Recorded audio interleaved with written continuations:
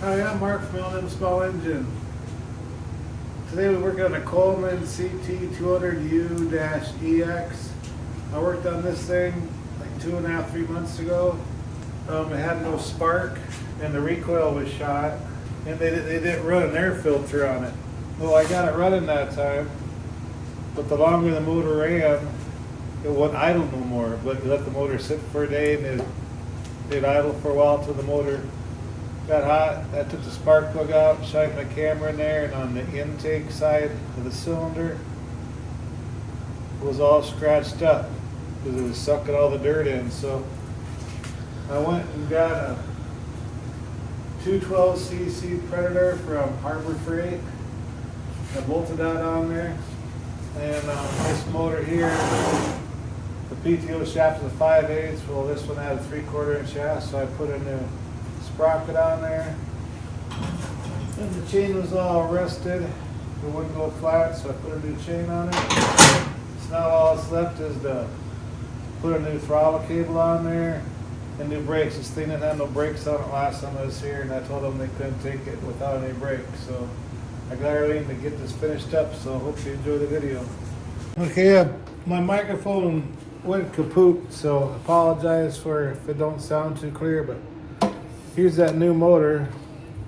Them Predator engines, they're, money-wise, they're a really good motor. They kind of remind me of them Enduros from Tecumseh, them yellow 5-horse and 6.5-horse Enduros. They use them a lot on mini bikes and go-karts and stuff.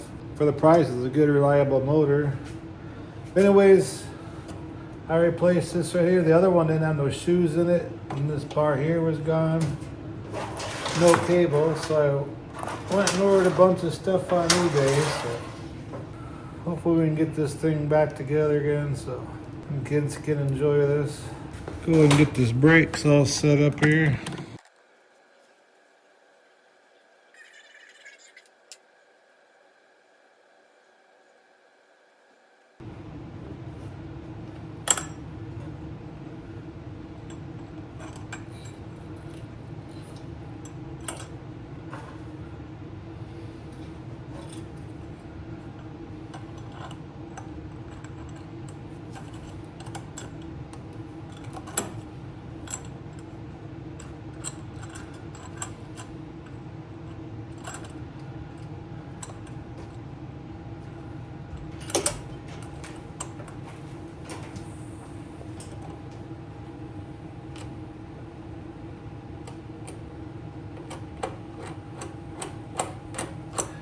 I'll fine adjust that later on.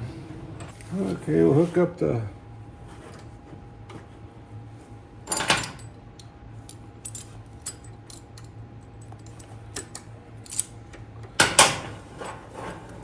electric tension out of that brake hub in the back. Get all them lined up.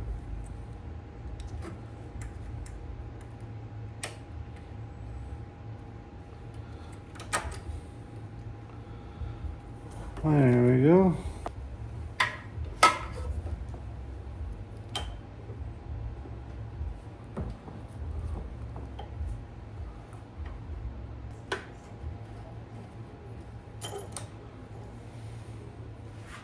I won't tighten it all the way for right now. Let's go to the other side and start hooking up that throttle. Yeah, they had this for the throttle cable, like an old brake cable or whatever. We're just gonna get rid of that altogether.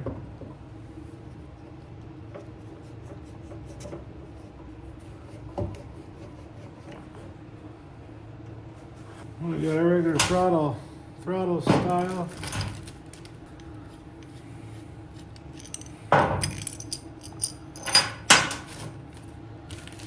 Grab our new cable. I ordered all this on eBay. There's punched in Kohler 200. It's just priced pretty reasonable.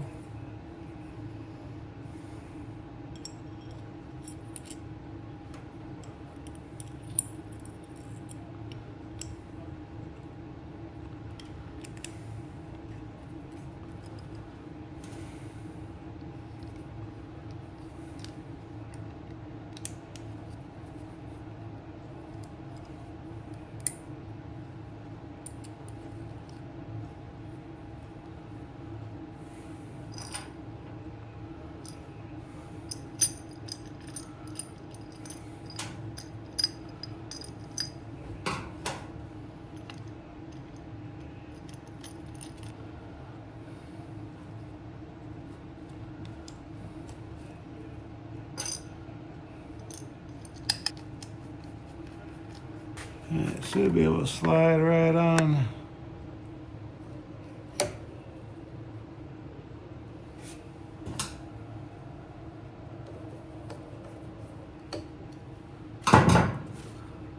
Okay, now we've got to hook it up to the carburetor over here.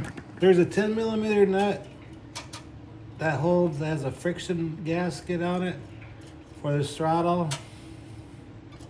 What you gotta do is you gotta loosen it up for your cable throttle, so when you pull it back, it comes right back.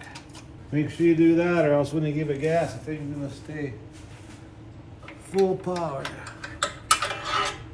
Okay, and they got a few 10mm nuts with a Phillips head with the hole in the side. That's where we're gonna put the cable, and we're gonna hook it in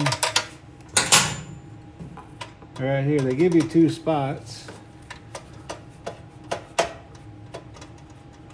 There's one here and there's one on the back. So these are pretty versatile engines. You can fit a lot of different machines with these motors. That's why it's a really popular motor, and they really don't cost that much. I was surprised how cheap they were.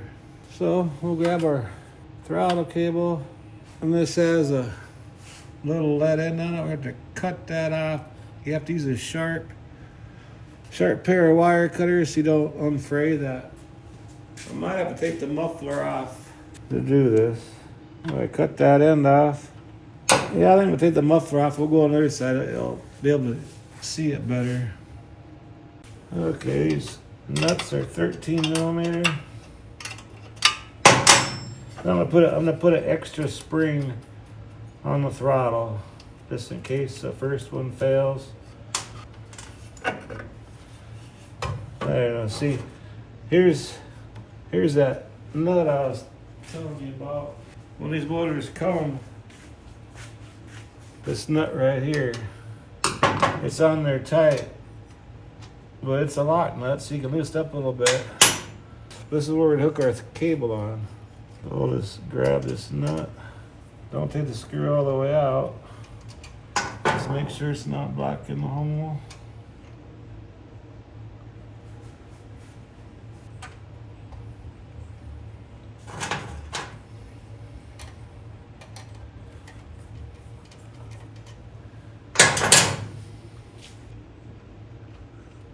There we go. Make sure it sticks out just a little bit, so we can adjust it on the other side over there. So we'll go ahead and tighten that up. And I told you I'm gonna put an extra spring on this, just for safety.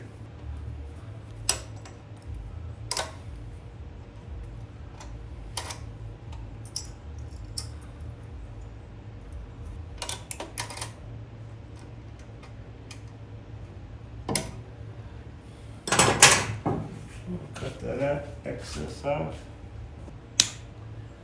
And we'll put the muffler back on. I'm going to bolt it right down to that nut. They're just extra safety thing.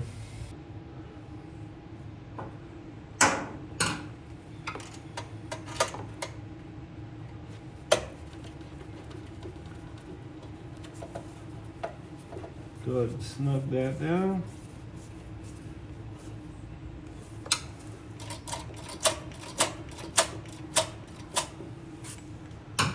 Okay, now we're going to put a twist tie. Okay, now we've got to go back on the other side and put the muffler back on.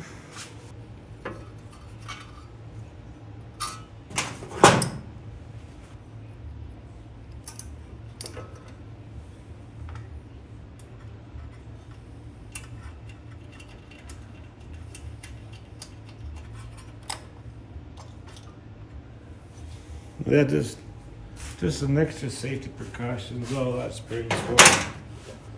Because if one spring breaks, you still got the other one. So, you know, the cable breaks or something, is just gonna go right back down to idle. Versus if you only had one spring on there and it breaks, it could be full throttle, and that one be good for whoever's riding it.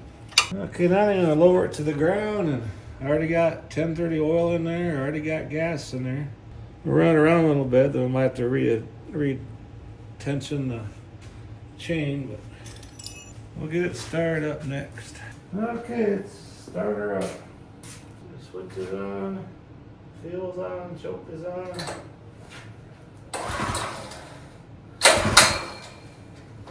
Hey, maybe I forgot to put gas in it. I thought I did, but evidently I didn't. And I'm using premium in it.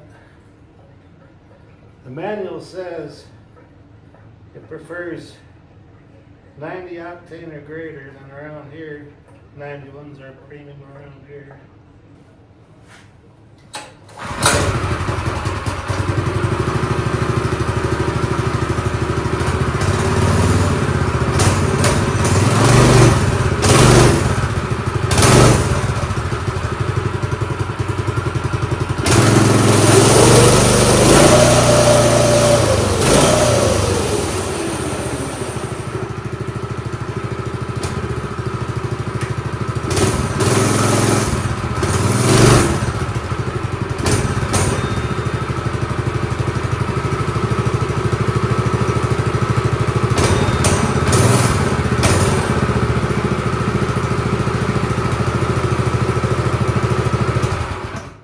Well, there you go. Hope this video helps you out. If you have one of these things, I appreciate you watching.